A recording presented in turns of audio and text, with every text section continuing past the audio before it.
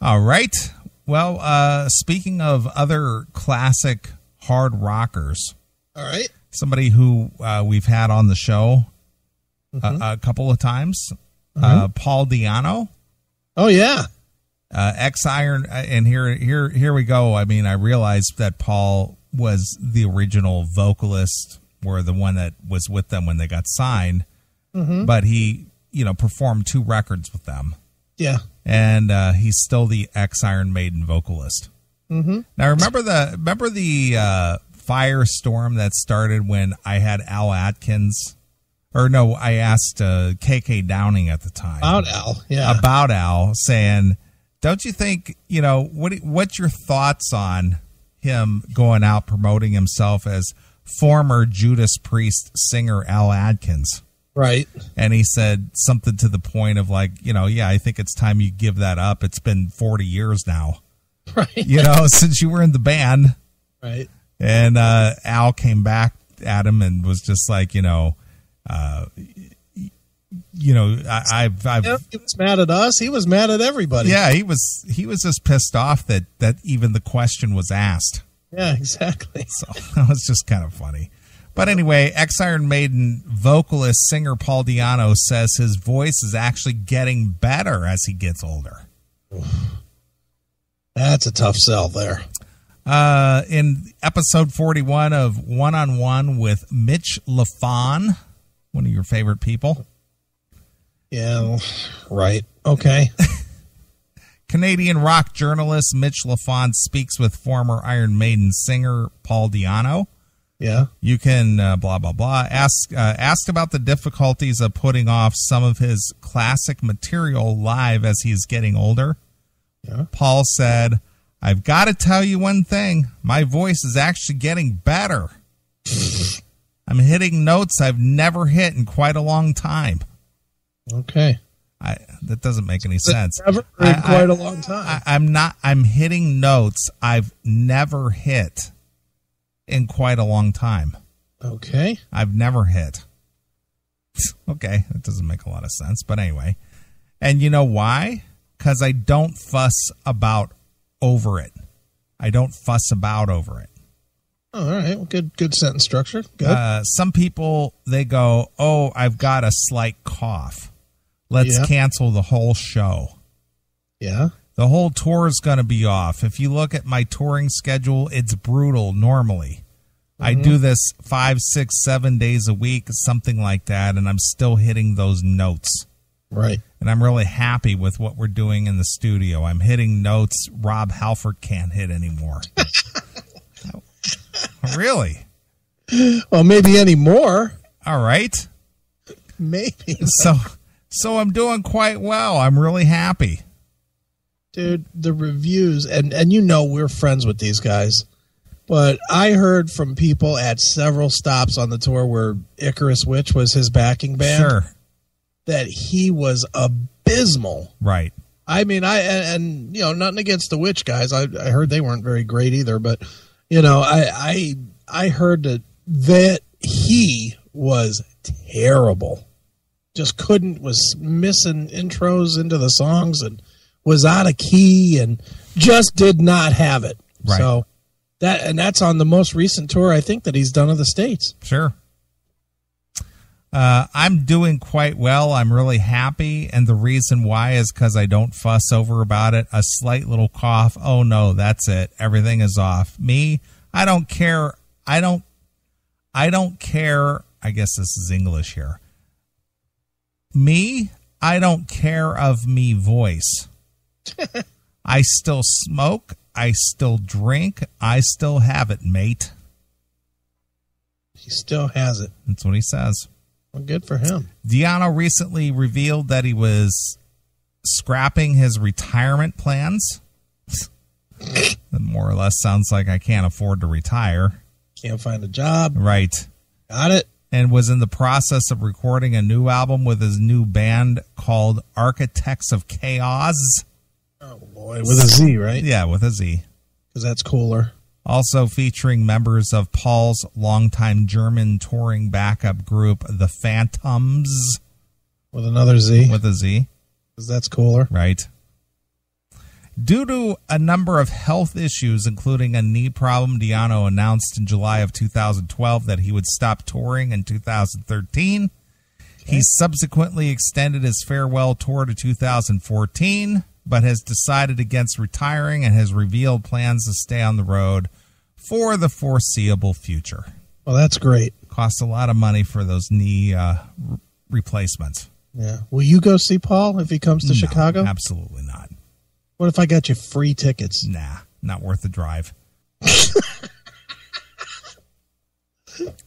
Hell, dude, I was lucky I went to go see American Dog and Tesla a week ago or so. Right. And those are guys you like. And I like those guys. Right. But just the hassle of driving downtown and getting parking and, you know what it costs me for parking? What? $29. Jesus. $29. Dude, you want to hear something crazy? I just saw this today. You know how much parking was for that fucking Seahawks Green Bay game? Yeah. $80. Really? Yeah, they had I saw some pictures of it. If you Google it, Google Seahawks $80. Okay. Find signs outside parking garages. $80. $80 to park. Fuck that. Last time I went to the House of Blues. Now I don't know. I know you don't really know downtown Chicago that well. Yeah, not really. But the House of Blues is situated between basically an apartment building. It's probably one of the most infamous apartment buildings in downtown Chicago. Okay. The band look on the interweb there. All right. Look up Chicago 13 album cover. Their album cover from Chicago 13, they made the album cover out of these buildings. They call them the Corn Cob Towers. Okay. I'm looking at it. I see it. But it's the Marina Towers is what they are in real life. Okay. Well, the House of Blues is built right between them. Oh, jeez. It's in that parking lot, and they park your car in the parking portion of those buildings, which is like the first 10 floors is parking. Okay. And they park your car there inside those Marina Towers. Nice. Last time I went down there, it was $20. Now it's $29 to park. Yeah. See, they're pricing everybody out of doing anything. Yeah, $29 to park your car. I was there for 3 hours. Yeah. That's $10 an hour. Yeah, well, that seems fair. Yeah. Well, what were we talking about? We were talking about Paul Di'Anno. Yeah, Jackylone said he's going to call in and give us a review. Oh, he went to see him? He saw him in Cleveland, yeah. Oh, all right. Hail and kill, caller. You're on the air. Hail and kill, boys. This is Jackal again. Hey, Jackal again. What's going on, Jackal? Not much. I want to talk about that Di'Anno's bullshit. That's bullshit, man. Oh, my God. That show, what a way to ruin fucking Christmas. Now, where did you see him? The Agora. I'm assuming the small room, yeah? Yeah, okay. yeah. Okay, how many people? Oh, maybe 50. So 50. So he drew a lot. He drew almost twice as much as Skid Row. Yeah, and that's maybe. That's leaning the good way.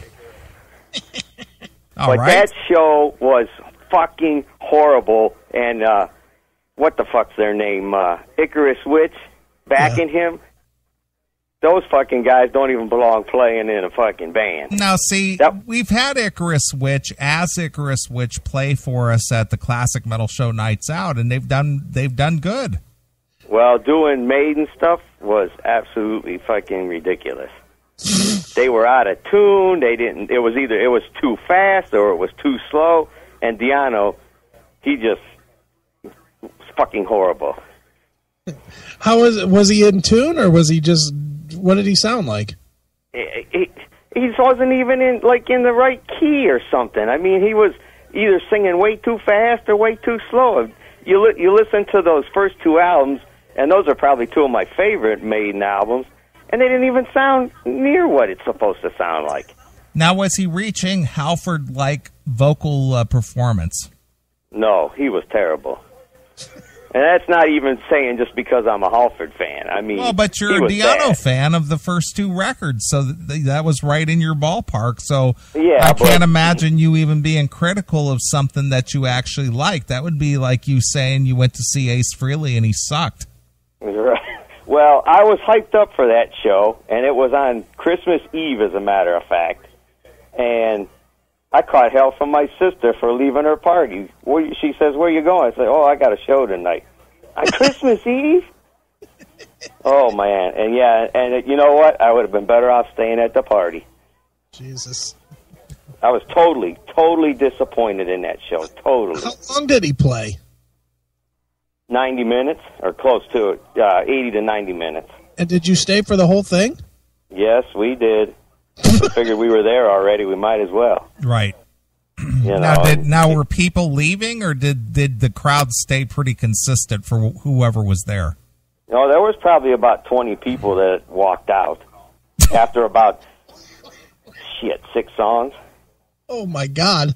Well, I'm not kidding you, man. That was horrible. And you know, Bill was there, and he said the same thing. That show was just terrible. So wait a minute. It started with 50, and it ended with 30. Yeah, it was bad. Oof. Now, let me ask you so we can get some perspective. Were you drinking? A couple of beers. But not hammered? That's it. But no. I was driving, so I couldn't do that. All right. Wow. No, that show was terrible, man. Now, how much were tickets?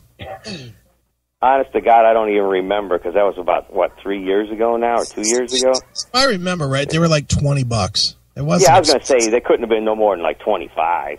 Yeah, it wasn't crazy expensive, but still, that promoter lost his ass big time in Cleveland. No, that was, I have to say that of all the shows I've been to in my life, and we're going back to like 1976, that had to be the worst.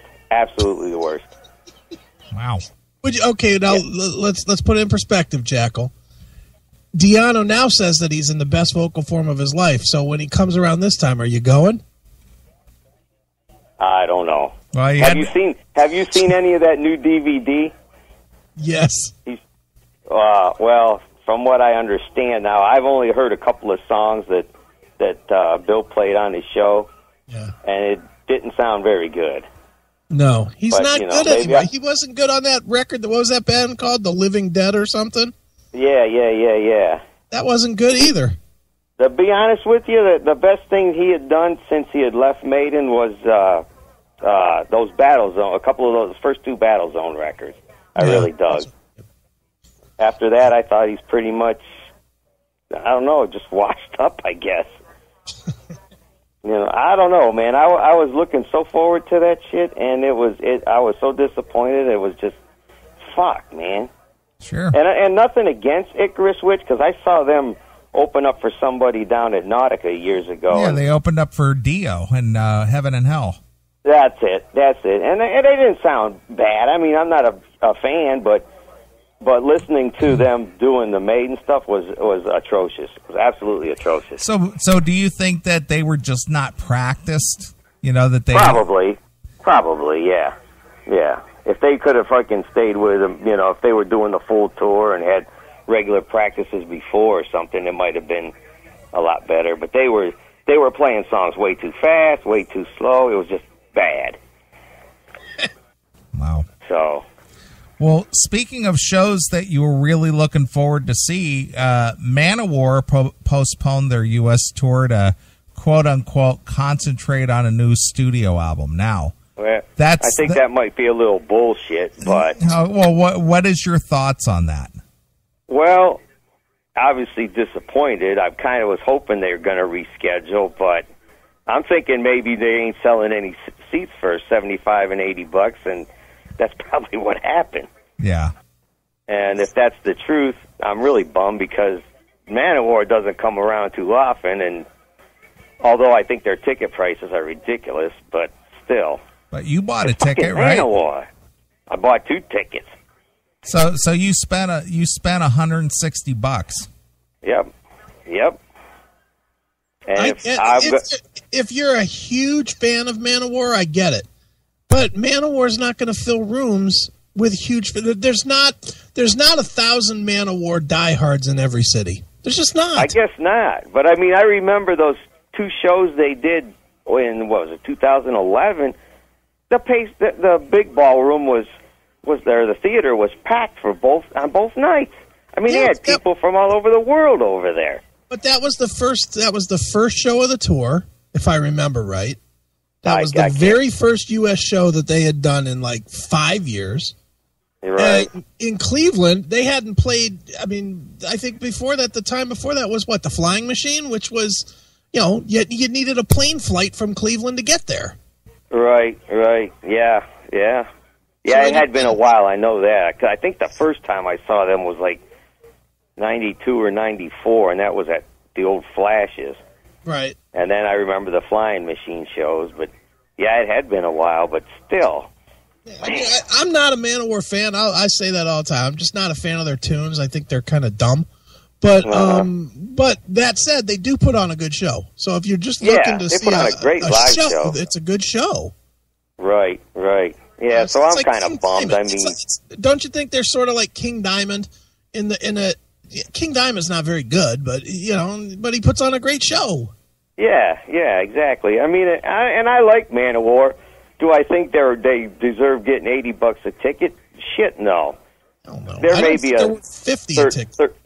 I was going to say 35, 40 tops. Yeah, I would say 35 is high. What do you think, Neely? I think 35 is high end. Yeah, I think so too. Yeah, they're just not a big draw in the U.S. for a Man-O-War. I know that they still, they can play big stadiums over in, on those package tours or those festivals, right? But here, not so much. Let's look at a bigger band. Neely, you just saw Megadeth, a month ago or whatever. Yeah, about almost 2 months ago. What was the Megadeth price? What was the price for tickets? I think that was close to 40 some bucks. And Megadeth is 1,000 times bigger than Man-O-War in the States. Right. Hell, I haven't paid $80 to see Judas Priest in any of the times I've ever seen him. The highest I've paid was $60. Well, I've paid $120 a ticket for Judas Priest, sadly, but no, I never got that high. But I mean, God damn it! And Man-O-War is asking $80. I mean, it's ridiculous, I know, but it's like I like Man-O-War. That you only see him once every umpteen years. That's why I bought a couple tickets. So Jackal, now that show's canceled, what are you going to do? Take a vacation? Yeah. Who knows? We'll figure it all out. And next time if they ever come around again, well, I'll end up buying a couple of more tickets. Sure, and this show was scheduled way, way out in advance. I remember back in the spring you said you already had tickets for the show. Yeah, we got them in May. And when was the show supposed to be? November 11th or 22nd, something like that. So here we are in the first week of September, and already they just pulled out. Bailed. Yeah. Dude, let's keep it in perspective. They have to concentrate on that new record. Yeah. Okay. Yeah, that another killer record they're going to come out with. Since when does somebody postpone a tour because of record schedule? Dude, it's very important. That's the first. The first time I ever heard that one.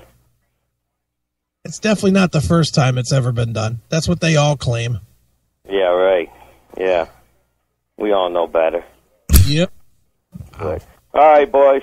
All right, Jackal. Hail and kill. Hail and kill. Fuck you, pal. Hand job. Fuck there.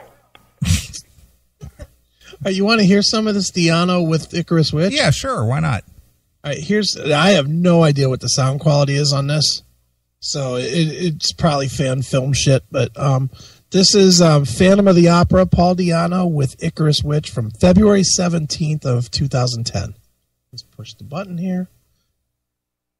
Come on, baby, load.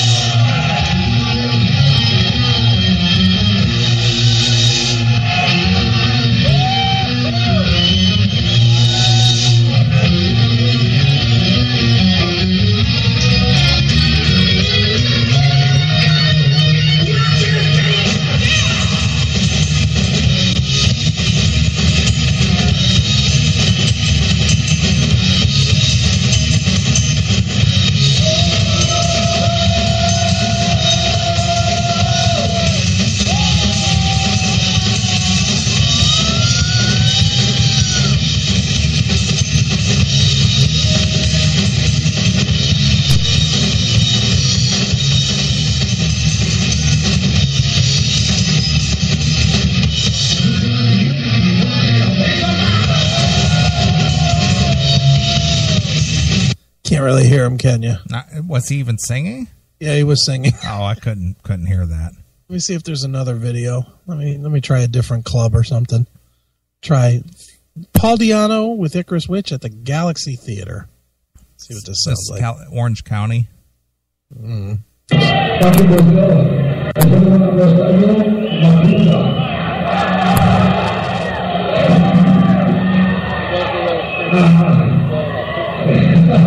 can you do with the bridge?